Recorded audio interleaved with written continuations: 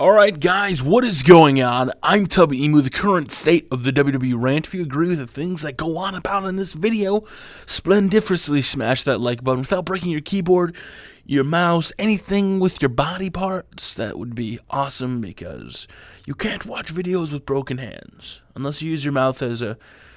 that would be kind of weird. But we're talking about the current state of the WWE, and the reason we're talking about it is because all these injuries, all these suspensions, all these people gone from action, Barbie Blank being on leave. Oh no, what am I going to do without my sexy Kelly? Kelly, oh my Jesus. I need some boobies, some puppies. I need Jim Ross. What is going on, WWE? And what are you doing that you're going downhill and yet TNA is growing? Vince, have a sit down. Come over here. Come to my office. Let's sit down. Let's talk about this. And let's get those topics flowing. The first thing I want to talk about is overworking your superstars. Now, it is quite known in the WWE, it has a rigorous travel schedule. 200 and some plus days out of the year. For some superstars, it's 300 plus. Absolutely vicious schedule when it comes to competing. Now, why is it so bad? Well, look what happens even when you don't compete. The superstars are still traveling to the venues. I think the WWE should know, and I think they just do it as a safety measure in case something happens. If you have a superstar who's not going to wrestle on a Monday Night Raw or Tuesday Night SmackDown, why on earth do they have to go to the show to sit in the locker room? What point? Why are they there? You're just overworking your superstars. You have Ezekiel Jackson, who hardly ever gets used anymore other than a squash match or to be filled in for somebody. And yet he has to go to all the places just to fill in, just to be there. Why? If you're not going to use his superstars, don't make them travel constantly. Don't make them use it. I mean, autograph signings, all those things, understandable. I completely get that, Vince.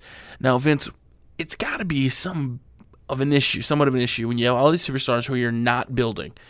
And I got a little upset, and I was like, when he had a segment with Daniel Bryan the other night, he's like, well, you're not that typical wrestler. You know, if you're walking down the street, you know, I would see you. If you're holding a bag of groceries, I wouldn't think you were a wrestler.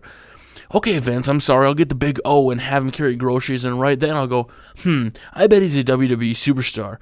I bet he can't move around the ring or wrestle properly, but I just because he looks like a superstar, we'll make him a superstar. Hashtag Mason Ryan. Vince, is that what you really want in the WWE? Only big, tough, brute guys? I know that's what you like. I know you like to feel, look, and touch men's bodies that are all sexual and oiled up in butter and cocoa oil or whatever the fuck they use, baby oil. But Vince, come on, let's get real. Let's sit back, take a seat, and let's let some real wrestlers go in the WWE. Let's get a cruiserweight division going. You have the Colognes. You had Chavo. You had all these guys. Daniel Bryan, CM Punk. Give us a real wrestling division in the WWE. Vince, I don't care if a dude looks built like a motherfucker and he can wrestle. Okay? That's not quintessential for me. I don't need to be able to look at Mason Ryan or Ezekiel Jackson and go, yep. He is a professional wrestler. Oh, I'm sorry. I thought I mistook him for a football player. My bad. You don't need guys like that, Vince. You need guys that can put on entertaining matches. Now, I'm going to be honest with you. I don't mind Tenzai. I don't hate Tenzai, but, you know, he can wrestle a little bit, but I prefer those smaller guys. I want to see some action. Why was WCW so popular back in the day? The Cruiserweight division kicked WWE's ass.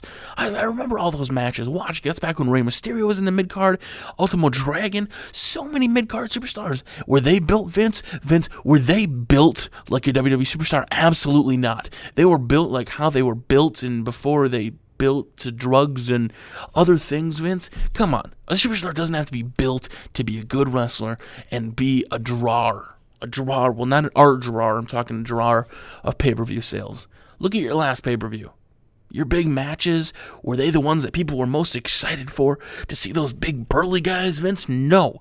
That crowd was so far into Daniel Bryan and CM Punk, it blew the roof off, Vince. So there's my suggestion, Vince. Get real wrestlers. Stop going after the guys that look like wrestlers and get actual wrestlers. And I know that's not a word you like to hear, Vince, but Vince, I think there's two words you're going to have to hear if you don't shape up in the WWE. And you know what those two words are, and I'm not even going to imitate them. I'm just going to walk down with your burly walk with my arms flapping and going, I hope Vince McMahon doesn't fuck this up. Get some real wrestlers, Vince.